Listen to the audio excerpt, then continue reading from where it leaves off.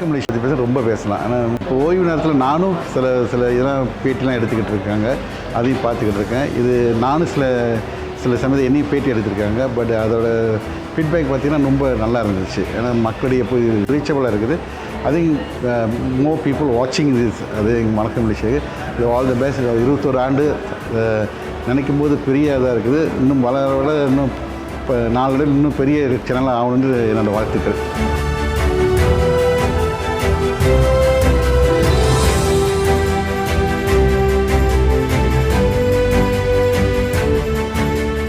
வணக்கம் மலேசியாவுக்கு பெரிய ஒரு வாழ்த்துக்கள் சொல்லணும். ஏன்னா 21 வருஷம் இந்த பாதையில் கடந்து வர்றது ஒரு சாதாரண ஒரு விஷயம் இல்லை.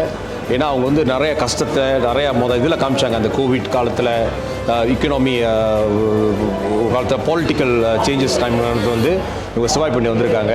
இது ஏன் அப்படி முடியும் கேட்டிங்கன்னா அந்த தலைவர், அந்த லீடர் தியாகா ஒரு எக்ஸ்ட்ரா ஆர்டினரி லீடர் நான் சொல்லுவேன். ஏன்னா அவரோட கமிட்மெண்ட், அவரோட what you call that commitment and also decisive decision. அந்த இடத்துல அவர் இந்த வணக்கம் மலேசியா ஒரு இடத்துக்கு கொண்டு போகணும்னு நினைக்கிறது இதனால தான் இன்றைக்கி 21 வருஷம் ஒரு இயக்கம் நல்லா வந்துக்கிட்டு இருக்கு. இன்னும் பல வருஷங்கள் நல்லா இருக்கணும், நல்லா சிறப்பான விஷயங்களை கொண்டு போனோம், உண்மையான செய்திகளை மக்களுக்கு கொண்டு போனோம். நம்ம சமுதாய வளர்ச்சிக்கு வணக்கம் மலேசியா ஒரு பெரிய பங்கு உதாரணம் இருக்கணும்னு சொல்லிட்டு நான் கேட்டுக்கிறேன். என்னோட வாழ்த்துக்கள் எப்போதுமே இருக்கும், என்னோட ஆதரவு எப்போதுமே இருக்கும். நிச்சயமாக வணக்கம் மலேசியா நாட்டில் இந்தியர்களுக்கு ஒரு முக்கியமான ஒரு நியூஸ் போர்ட்டலாக கருதப்படும் என்று நினைக்கிறேன்.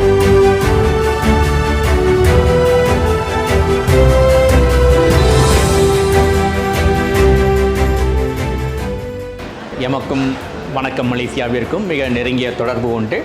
காரணம், மாணவர் முழக்கம், பேசு தமிழா பேசு ஆகிய 2 போட்டிகளில் நடுவராக பணியாற்றிய பட்டறிவு எமக்கு உண்டு.